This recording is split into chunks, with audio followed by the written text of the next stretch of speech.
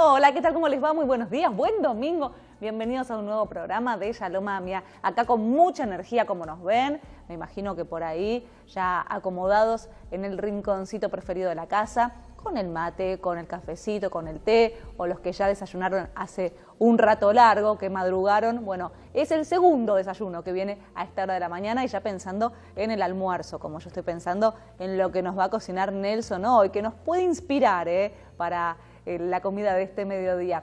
Sabri también, Ari, obviamente el equipo completo para acompañarlos hasta las 11 de la mañana aquí en la televisión pública. Un programón tenemos por delante que comienza de esta manera.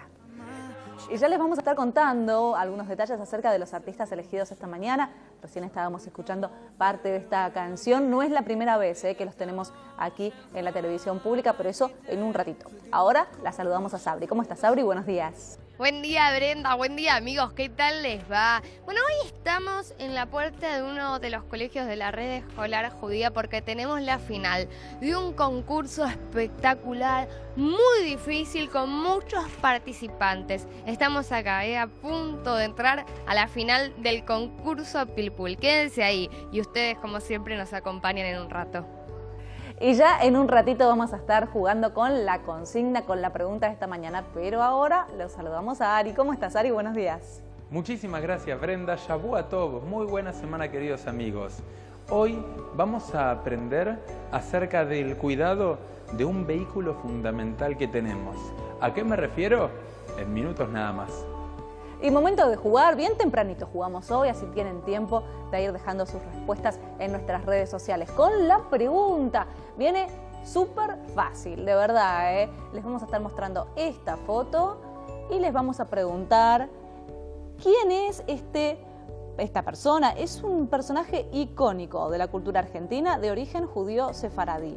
Se destacó, y acá tienen que prestar mucha atención, por su labor en la comunicación y fue el impulsor de grandes figuras, pero grandes figuras donde él veía talento y ponía el ojo. Era un éxito seguro ese actor, No quiero decir más porque es súper fácil. Ya los que saben la respuesta pueden dejarlas en las redes sociales. Vamos a seguir jugando hasta las 11 de la mañana. Ahora los saludamos a Nelson para conocer cuál es la receta que va a estar preparando hoy. ¿Cómo estás, Nelson? Buenos días. ¿Cómo estás, Brenda? Buen día. Boker Tov, amigas y amigos. Bienvenidos a la cocina de Shalom Amia. Hoy una receta clásica de la cocina ashkenazí que acá no se conoce tanto, pero últimamente hay locales que lo venden. Así que vayan preparando harina, levadura, cacao. Sí, es dulce. En un ratito van a ver.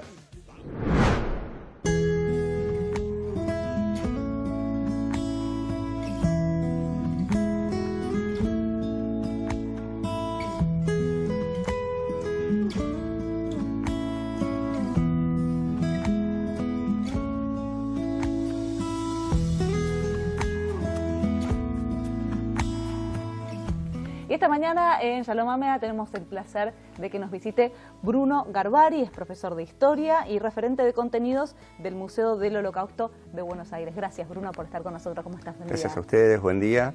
Bueno, estamos en vísperas de una fecha muy especial porque el próximo 9 de noviembre vamos a estar transitando el 84º aniversario de la Kristallnacht, de la Noche de los Cristales Rotos, o como lo estamos denominando el Pogromo de noviembre, ¿no?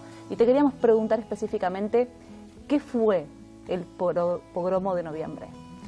Bueno, el Pogromo de noviembre fue un punto de inflexión en la historia del Holocausto, ¿no? Tenemos que tener en cuenta que Hitler sube al poder en 1933 sin la intención de exterminar a los judíos, ¿sí? Lo que buscaba el nazismo era la emigración, que los judíos se fueran de Alemania.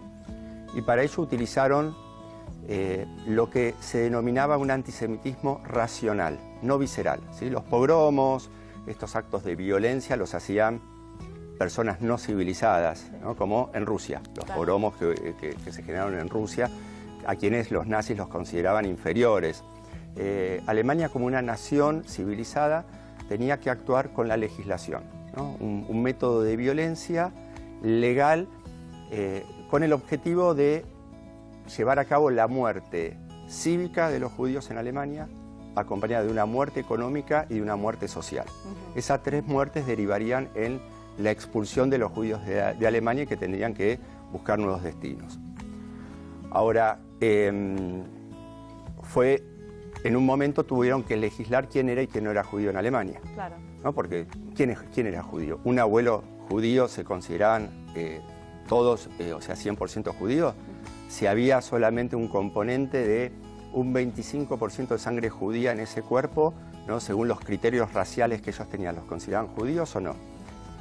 Una vez que se estableció esto, después de las leyes de Nuremberg, que las leyes de Nuremberg fueron como, habría que pensar como una constitución de legislación antijudía. Claro. A partir de esas Recordamos leyes, en qué año fueron establecidas. en el año 1935. ¿No? Y a partir de estas leyes de Nuremberg surgen un sinfín de decretos que van asfixiando la vida judía en Alemania. Porque antes de esas leyes, de repente alguien podía tomar una medida en contra de los judíos, pero estaba violando la ley, porque los judíos eran ciudadanos. Entonces, está este concepto que el historiador Jan Kershaw habla de trabajar en dirección al Führer, al Hitler. Si el nazismo pregona el antisemitismo a ultranza, bueno, si había agresiones, bueno, estaban fuera del marco de la ley. Ahora, al quitarles la ciudadanía, les permiten avanzar, es un paso más. Pero en el año 37, los nazis ven que tienen un éxito incompleto. Se habían ido aproximadamente un 25% de los judíos de Alemania, era un fracaso. Si querían que se fueran todos, ¿por qué? Porque, bueno, los judíos se sentían partes de Alemania, porque, como dice Raúl Hilberg, hay un patrón en el judaísmo, donde el judaísmo atravesó por su historia momentos difíciles, pero que también pasaron.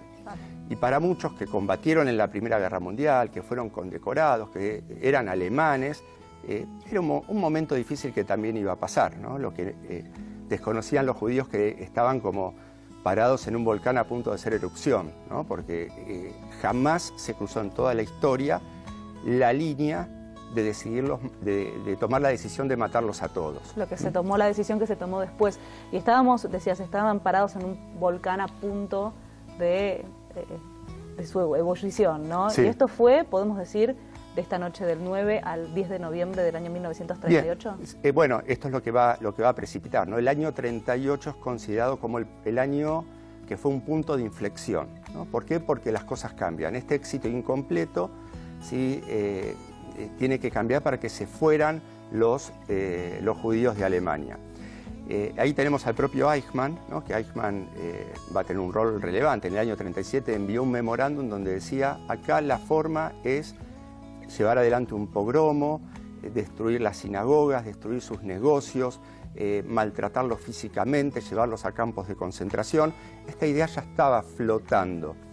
Y el año 38 comienza en marzo con la anexión de Austria, lo que se llamó el Anschluss. Alemania anexa a Austria, y en ese periodo de anexión se genera una violencia desencadenada hacia la comunidad judía austríaca que no se había visto en 5 años en Alemania. Esto generó una, digamos, ola de emigración de judíos que empiezan a irse. Había muchos judíos polacos, muchos judíos del este que habían emigrado en su momento hacia Europa occidental, donde muchos desean volver a Polonia, y Polonia emite una ley de ciudadanía en la cual para octubre iba a entrar en vigencia aquellos que habían emigrado desde hacía más de 5 años iban a perder la ciudadanía polaca. Esto fue una señal de alerta para Hitler porque dice, si pierden la ciudadanía polaca, se van a quedar acá en Alemania. Entonces los expulsa antes de que entrara en vigor esa ley. Expulsa 18.000 judíos polacos hacia Polonia, donde al principio en Polonia van a ser rechazados, después van a poder ingresar, pero van a estar en condiciones terribles. Fue como un precedente de lo que van a ser las deportaciones posteriores, ¿no? Porque prácticamente hubo judíos que fueron deportados en pijama, los fueron a buscar a sus casas, los subieron a los trenes, los expulsaron de Alemania, y esto fue, digamos, un precedente muy importante. Dentro de estos judíos que fueron expulsados, había una familia de un joven judío francés que se había ido de Alemania, era una familia polaca. Él había ido a París, a las casas de sus tíos, y él recibe la notificación de su hermana y de su familia sobre lo que estaban viviendo, ¿no?, en Polonia. Por favor, envíanos dinero, nos vamos a morir de hambre, estamos en una situación desesperada. Esto a él lo enfurece mucho, ¿no? Tiene problemas de relaciones con su tío en ese momento porque no tenía los medios económicos y le pide al tío, bueno, enviémosle dinero, y el tío dice, pero ¿a quién le vamos a enviar dinero? Si enviamos dinero, ese dinero se lo van a quedar los alemanes, busquemos la forma. Entonces, después de una gran discusión que tuvo con su tío, se va de la casa y decide comprar un arma, porque el tío cuando se va le dice, le da dinero, no te vayas sin dinero, y con ese dinero compra un arma y decide hacer algo para llamar la atención de la opinión pública internacional, ¿no? Va a la embajada alemana y asesina a un secretario de la embajada alemana en París. Este asesinato, ¿no?, este secretario va a agonizar por unos días, pero es lo que necesitaba la cúpula nazi, especialmente Hitler y Joseph Goebbels, el ministro de propaganda, la excusa para desencadenar el pogromo, ¿no?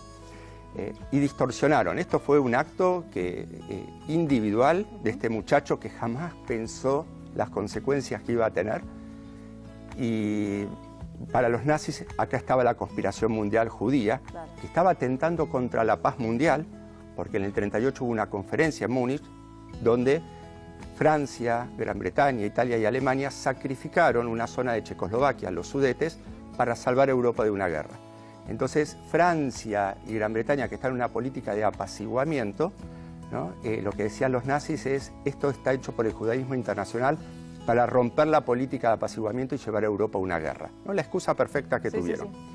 Y así desencadenaron este pogromo, donde fue instigado especialmente por Hitler y por Joseph Goebbels, donde concentraron a los líderes de la SA, la fuerza paramilitar del partido nazi, donde se sumaron policías también, y dieron las órdenes a todos los distritos a atacar a los judíos, quemar las sinagogas, ¿no?, los comercios. Por eso después viene este eufemismo de la noche de los cristales, dicho por los propios nazis, ¿no?, por los cristales rotos de los comercios. Se saquearon 7.500 tiendas judías, se quemaron cientos de sinagogas. Y con la orden a los bomberos de no poder ir a responder, ¿no?, y apagar los incendios. Claro, solamente apagar el incendio si el incendio pasaba a las propiedades que estaban linderas, ¿no?, si podían afectar a los arios. Hubo tremendas golpizas hacia los judíos, asesinatos, ¿no? Hay cifras oficiales de 91 asesinatos, pero se habla, ahora hay nuevas estadísticas que hablan de 250, más los que murieron después porque los llevaron a los campos de concentración.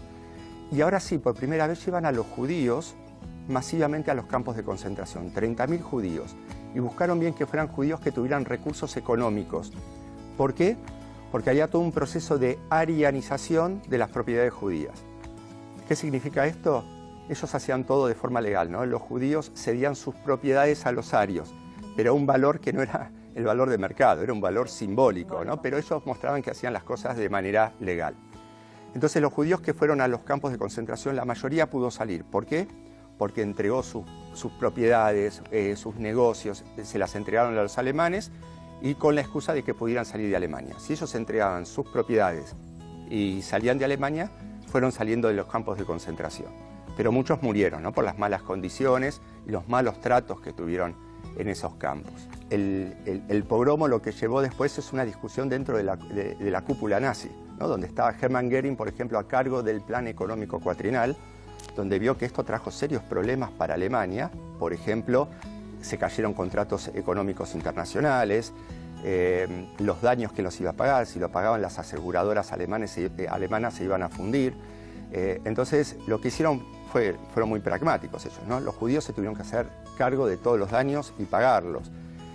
Por otro lado, hubo casos, por ejemplo, ¿qué hacían con los asesinatos y con las violaciones a mujeres judías? Porque fueron violadas y en ese caso llegaron a la conclusión que los que asesinaron no sufrieron ningún castigo, pero los que violaron a mujeres judías fueron expulsados del partido y sentenciados. ¿Por qué? Porque violaron una de las leyes de Nuremberg, que era la defensa de la sangre y el honor alemán, ¿no? Entonces, pero bueno, a partir de acá ya hubo un precedente muy importante, si bien hubo participación de alemanes corrientes también, mayoritariamente la opinión pública alemana estuvo en contra de esta violencia visceral, pero marcaron algo muy, muy fuerte, ¿no? El terror se hizo también más presente. Cuidado con quien se opone al régimen porque este es el mensaje, hasta dónde podemos llegar. ¿Y cómo reaccionó en ese momento el mundo? ¿Hubo alguna reacción puntual? Entiendo que en los Estados Unidos sí hubo públicamente del presidente de Estados Unidos, bueno, su rechazo, ¿no? Lo que sucedió. Sí, hubo una condena, pero no hubo una reacción, ¿no? Francia y Gran Bretaña tenían pánico que esta política de apaciguamiento, donde fueron cediendo ante las demandas de Hitler, tenían miedo que esa paz que pensaban que Hitler se las había prometido, si ellos intervenían fuertemente, podría deshacerse, podría desintegrarse. Ahora, rápidamente, ya en marzo del 39 se dieron cuenta que Hitler les mintió porque terminó ocupando Checoslovaquia y después de allí, en septiembre del 39, invade Polonia, o sea que Hitler los manipuló. Entonces había una cuestión política de fondo muy seria que generó mucho temor sobre si esto podía derivar en una guerra o no. Y Bruno, ahora sí te quiero consultar acerca del antisemitismo en la actualidad. ¿Cuál es tu lectura? Bueno, mi lectura es que el antisemitismo es un fenómeno que obviamente no terminó con el Holocausto y en donde en la actualidad está muy relacionado con el Estado de Israel, ¿no? Toda política que tenga el Estado de Israel es como que afecta a los judíos que viven en el mundo, ¿no? Y aquí los antisemitas no generan estas diferencias, ¿no? Los antisemitas generan esta idea de que, no sé, los judíos argentinos son más israelíes que argentinos, prefieren el Estado de Israel antes que Argentina, que hasta el punto de no considerarlos como ciudadanos, ¿no? Entonces esto desvirtúa mucho, me parece, en la población no judía que desconoce, ¿no? Porque hay un componente antisemita que está muy marcado por la ignorancia. En una de las capacitaciones que tuve en Israel había un especialista en antisemitismo que era David Bankier, y él hablaba de círculos concéntricos de antisemitismo, ¿no? Está el círculo concéntrico de aquellos que son esos antisemitas que odian y quieren la destrucción del judaísmo, que es muy difícil que cambien. Pero hay otro círculo concéntrico, que son personas que tienen miradas negativas hacia el judaísmo, pero por desconocimiento, ¿no? Porque nutridos de los estereotipos, de esas imágenes, ¿no? del judío que vienen desde lo que era el antisemitismo religioso, los judíos mataron a Jesús, desde el antisemitismo racial, desde el judío, no sé, que lo instalaron mucho los nazis, bolchevique, siempre el judaísmo cae, como era para los nazis, en un estereotipo negativo. O eran los judíos bolcheviques, ¿no? Seguidores de Karl Marx, de León Trotsky, o eran los judíos capitalistas en el otro extremo, ¿no? Pero el fin último es el dominio del mundo. Y acá es donde entra la ignorancia. Ahora, decía David Bankier que aquellos que estaban en este círculo concéntrico, por medio de la educación y el conocimiento, pueden salir de ese círculo hacia la esfera donde está la persona que no tiene absolutamente ningún prejuicio, ¿no? Entonces, por eso esa es una de las misiones del museo. El Museo del Holocausto de Buenos Aires tenemos como uno de los objetivos que venga mucho público que no es de la comunidad judía. ¿Para qué? Para que a través de la educación, ¿no? y del conocimiento, digamos, muchas personas puedan salir de ese círculo y pasen del lado donde no existen los prejuicios, ¿no? Porque muchas veces es esto, y todos tenemos prejuicios, todos tenemos desconocimientos, ¿no? Sobre grupos que no conocemos, y bueno, y la verdad, la pregunta que nos tenemos que hacer es, ¿qué hacemos nosotros para conocer a esas personas que prejuzgamos o que hemos escuchado por estereotipos que son de una forma cuando realmente no lo son porque desconocemos totalmente? Para cada ciudadano, que el mensaje es: no seamos indiferentes. En lo que podamos ayudar a alguien que lo necesite, tenemos que estar. Bruno, gracias por estar con nosotros esta mañana. No, muchísimas gracias a ustedes. Nosotros seguimos de esta manera.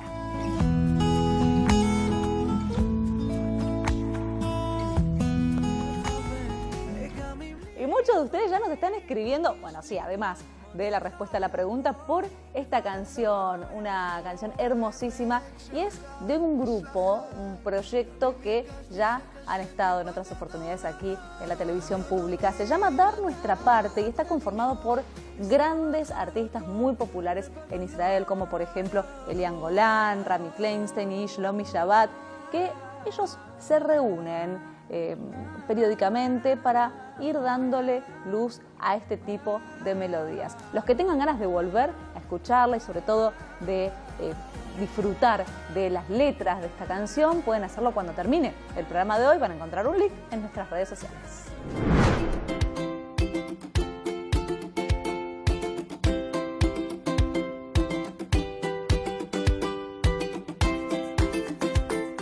Dedicado a los últimos años de la escuela secundaria, el concurso Pilpul apunta a diferentes debates con una particularidad.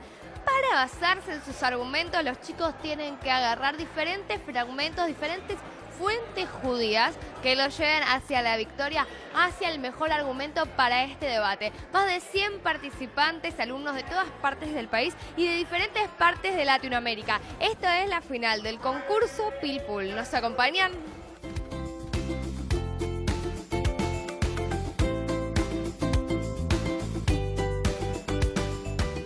Pilpul originalmente es un método de discusión que se utilizó en el Talmud y que tiene que ver con un sistema de argumentación muy pormenorizada donde uno toma muy en serio todos los argumentos posibles y trata de encontrar justificaciones para actuar de una u otra manera, utilizando las fuentes judías como insumo y tratando de desglosarlas al mínimo detalle para que nos den sus enseñanzas para nuestra vida. Y hasta llegar al día de hoy, me parece que hubo estudiantes de muchas partes de Latinoamérica, más de 160 participantes. Sí, 160 chicos participaban en esta edición de Pilpul, hicieron un trabajo escrito, después hicieron debates de un grupo de una escuela contra un grupo de otra por Zoom, participaron equipos de Colombia, de Venezuela, de Perú, de Paraguay, de Panamá y de Argentina, no solamente de la ciudad de Buenos Aires, sino también de Córdoba, de Tucumán, de Rosario, de Santa Fe, de La Plata. Así que realmente muy federal y muy latinoamericano y con excelentes niveles de debate. Los 4 equipos que tuvieron los mejores puntajes pasaron a esta instancia donde se jugó el tercer puesto y la final. Y es muy difícil, ¿no? Porque hay que agarrar todos los... Porque el judaísmo, si algo que tiene, es una bibliografía muy extensa y hay que buscar ahí, encontrar el argumento preciso, ¿no? Exactamente, los equipos nos sorprenden año tras año con su capacidad de seguir recreando a veces los mismos dilemas con nuevas fuentes y trayendo argumentos nuevos y novedosos que a veces al propio jurado nos terminan sorprendiendo.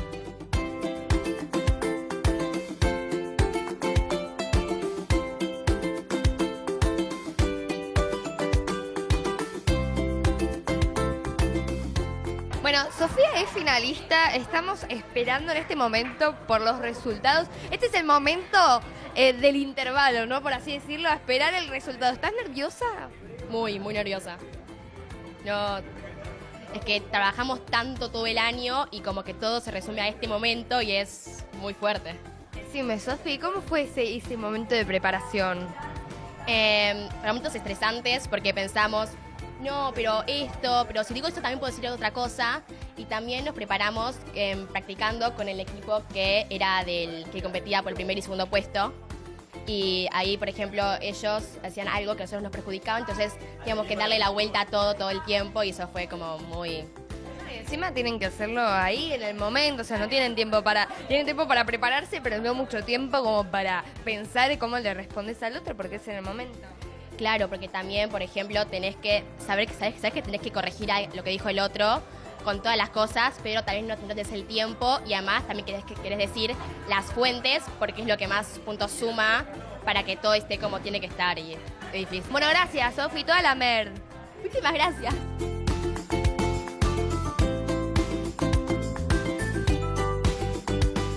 Una responsabilidad, imagino, ¿no? Tener que dar el ejemplo, elegir quiénes son los ganadores. Sí, pero una alegría enorme al mismo tiempo. Esta actividad tiene tal valor educativo, tal profundidad en la formación de los estudiantes y del nexo con las dificultades que enfrentamos en la vida cotidiana al tomar decisiones que pueden afectar a otros, que son de tal fortaleza educativa que es para felicitarlos. Y además teniendo en cuenta que en forma voluntaria se inscriben para participar, lo cual es otro mérito, digamos, en términos de la responsabilidad de los estudiantes. Al mismo tiempo, felicitar calurosamente a los docentes porque les brindan todos los elementos y todas las posibilidades de que puedan desarrollar y abrir sus mentes. Y eso es educación en el sentido más amplio de la palabra. El grupo número 8 es el que ha prevalecido.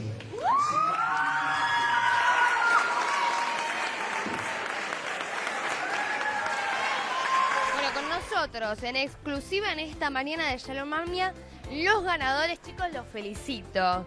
Muchas gracias. ¿Están contentos? Súper contentos. ¿Qué están sintiendo ahí cuando estaban esperando ese resultado? No, una angustia. Estábamos ahí abrazadas con las chicas que también estuvieron. Es terrible porque somos todos amigos, ¿me entendés? No es que estamos compitiendo contra gente de otro colegio. Entonces era como, quiero ganar, pero a la vez me da pena que gane el otro, que no gane. O sea, bueno, eso. Y nosotros hablamos hace un ratito cuando estábamos esperando el resultado, pero me imagino que ahora la situación es otra. Sí, ahora estamos más relajados, más contentos, más... Ya está. Ya estamos, sí. No podemos creer que terminó igual, o sea, amamos este proyecto y queremos volver a competir, pero bueno, no podemos creer que terminó, pero estamos muy felices. ¿Y aprendieron? Sí, un montón. Bueno, eso es lo que importa y aparte encima tienen premio para llevarse a casa. Buenísimo, chicos, los felicito. Muchas gracias.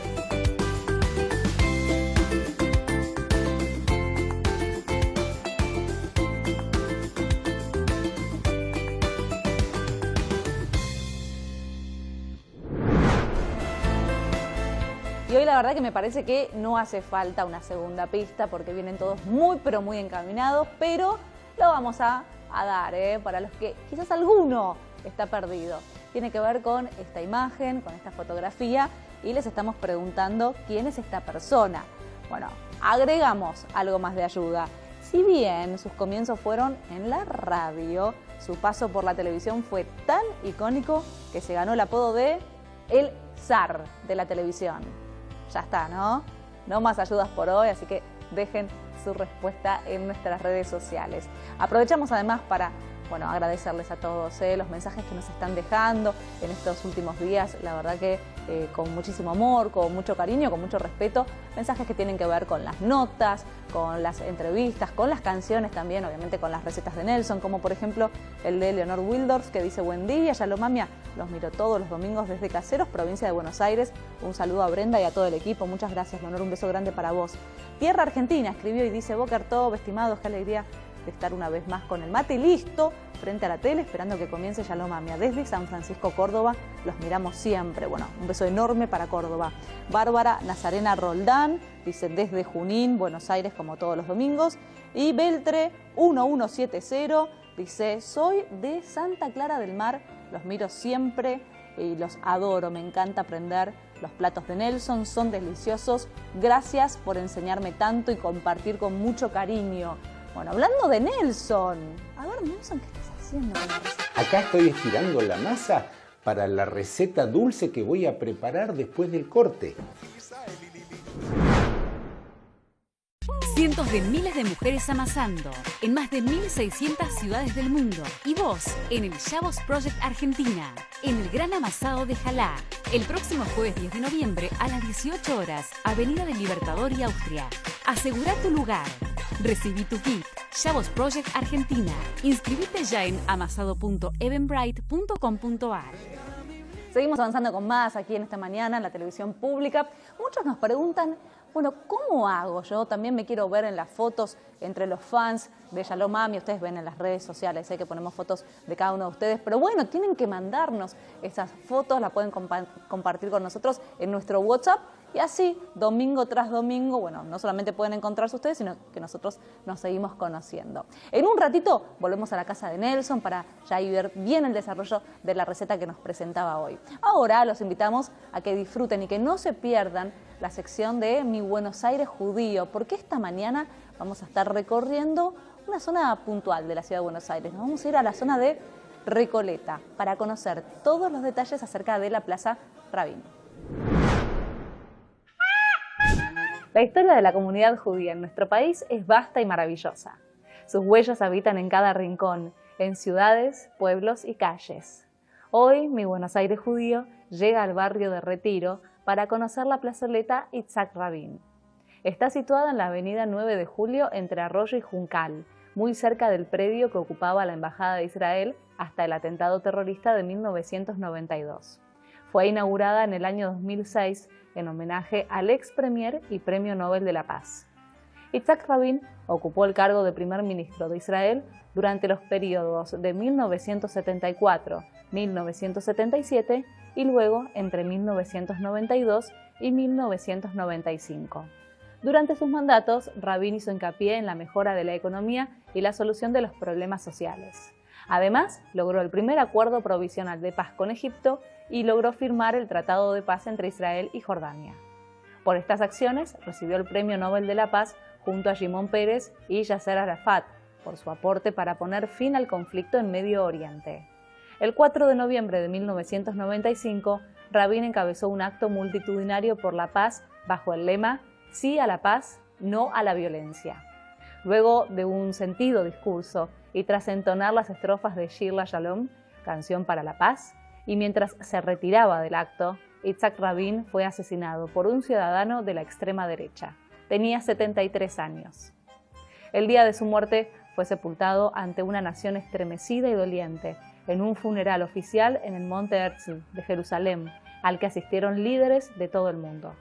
Al cumplirse 27 años de su fallecimiento, su legado de paz y diálogo entre los pueblos están más vigentes que nunca y forman parte de Mi Buenos Aires Judío.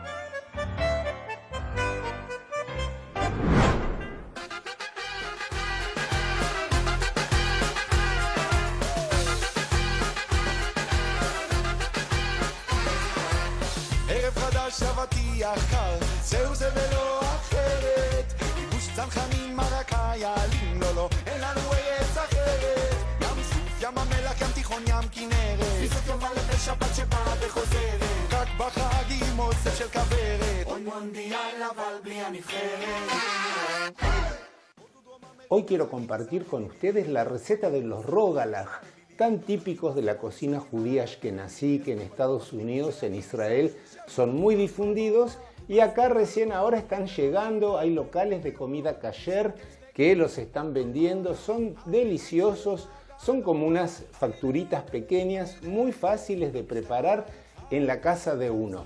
Miren, yo la masa, una vez que la amasé, uní todos los ingredientes, esperé que leve, después la dividí en 3 bollitos.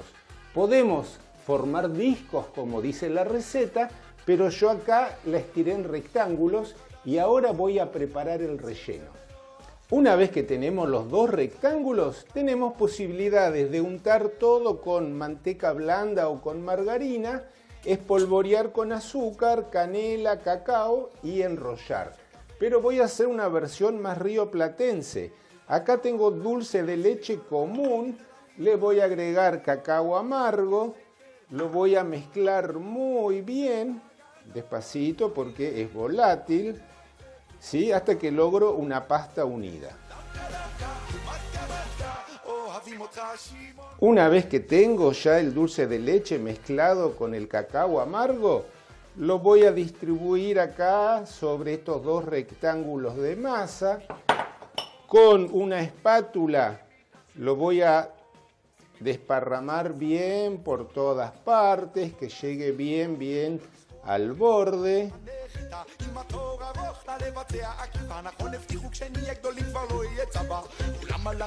Si quieren, lo pueden espolvorear con un poquito de nueces o de almendras picadas.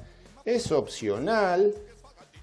Una vez que tenemos los rectángulos untados con el relleno que a ustedes les guste, vamos a ir enrollándolos, ¿sí? Y después lo voy a cortar. Esto es muy fácil de hacer, seguramente lo van a reproducir en sus casas. Primero formamos un cordón, ¿sí? Que quede bien prolijo. Ven, acomodo acá los bordes. Acá tengo ya mi primer cordón y ahora voy a hacer el segundo. Así, desde un borde, desde un extremo, vamos enrollando bien, bien, bien. Que quede lo más prolijo posible. Ahí está. Acá ya tengo mi segundo rollito, que ahora lo voy a cortar y ya lo voy a poner en una asadera con un poquito de aceite. Acá tengo ya los dos rollitos con el cierre siempre para abajo y voy cortando rógalas de aproximadamente 3 o 4 centímetros. Ya tengo la asadera con apenitas de aceite y simplemente los voy a ir acomodando uno cerca del otro. Tengan en cuenta que esta masa tiene levadura y esto en el horno va a levar, va a seguir creciendo. Ahora ya no lo dejo levar más, directamente lo llevo al horno. Así vamos poniendo todos los rógalas. Recuerden siempre la unión, ponerla hacia abajo y nada más que esto. Ahora corto también este segundo. Ahí está. Esto es muy fácil de hacer. A los niños les va a encantar. A los adultos también. Esto con un café, con un mate, nos alegra la tarde. Ya tengo los rógalas horneados, están tibiecitos, con abundante azúcar impalpable por encima. La receta rinde un montón. Ya tengo para esta tarde para acompañar el mate. Les paso la receta y no dejen de hacerlo porque son adictivos.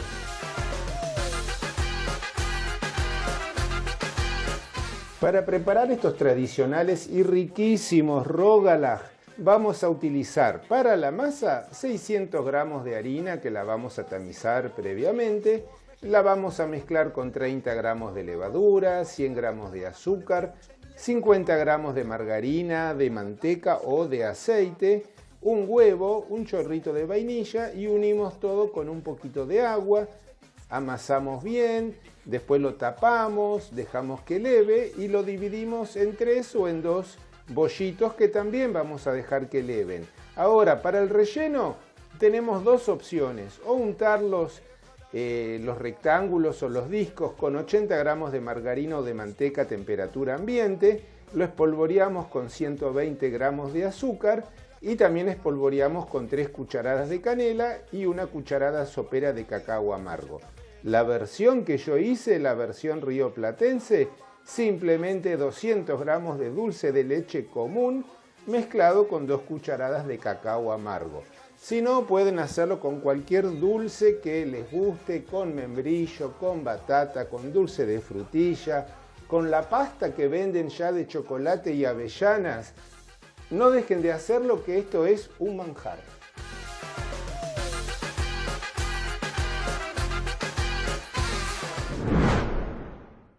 Y ahora sí, ya llegamos. Vamos a conocer a una persona que nos va a dar tips y consejos prácticos para cuidar la salud del cuerpo y la salud del alma. Hola, buena, permiso. Ya llegamos, estamos acá con Dayu Portnoy. Muchas gracias, Dayu, por venir hoy domingo a la mañana en Shalom Amia. Bueno, un placer, gracias a vos, Ari, a Shalom Amia, por convocarme. Y bueno, un placer completamente para mí estar acá compartiendo un poco con ustedes. Ahora, ¿qué hacemos acá con una nutricionista, una experta en nutrición en Shalom Amia hoy domingo a la mañana? Hay una realidad.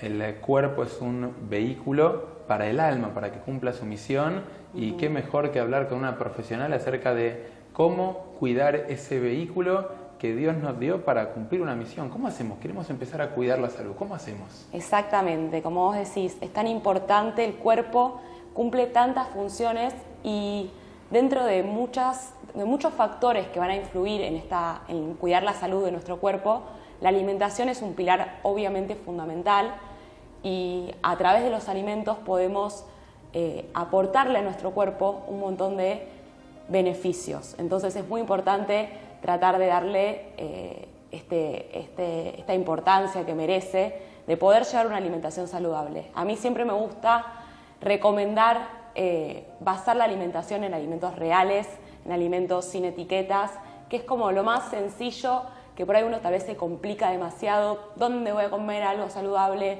O ir a buscar a la góndola del supermercado alguna etiqueta que diga saludable, cuando en realidad lo más sencillo es ir a comprar frutas y verduras, obviamente algunas carnes, algunos cereales, legumbres, que van a ser la base de una buena alimentación, ¿no? Sabes, Dayu, que Maimónides, Rambam, que vivió hace 800 años atrás, escribe toda una forma, consejos de cómo cuidar la salud, la importancia del ejercicio, de una dieta específica. Si vos tendrías que decir consejos prácticos, ¿cómo empezamos a cuidar la salud? Así como Rambam Maimónides lo hizo hace 800 años, tiene muchos años de estudio y de práctica profesional, ¿cómo hacemos? Bueno, obviamente la base de una buena alimentación va a estar en una buena organización previa. Por eso siempre aconsejo, es importante tener a mano lo que vos querés consumir a diario. Por eso, tratar de buscar la forma de hacernos un tiempo en la semana donde hacemos una compra general y pedimos las verduras que queremos consumir, las dejamos listas para consumir, para que tal vez en el día a día, que uno está obviamente muy apurado, por ahí un poco viviendo en automático, que eso también es algo que se tiene que trabajar, el tema del estrés, de poder estar un poco más conectados. En el día a día a veces se hace difícil organizar las comidas, y para organizar un poco ese tiempo está bueno, capaz, un día a la semana, dejar listas algunas comidas ya para poner en el plato, como verduras lavadas, cortadas, para poner directamente en el plato. Acá tenemos algunos de los ejemplos, que a mí me gusta siempre dar ejemplos porque por ahí es algo mucho más práctico, como dejar, no sé, por ejemplo, un poco de zanahoria rallada, la lechuga ya lista para consumir, lavada, que bueno, esto es obviamente algo que no lleva mucho tiempo, tener que revisarla, fijarte que no tenga ningún insecto, ningún bichito, para que esté obviamente apta para consumir, y así con todas las frutas y verduras que van a depender de cada gusto, de cada persona, de sus costumbres, pero esta idea de la organización previa hace que uno llegue a casa, tengo hambre, y lo más fácil es lo que tengo listo para consumir, y en ese caso va a ser los alimentos saludables. Si yo tengo a mano lo que quiero consumir, es más fácil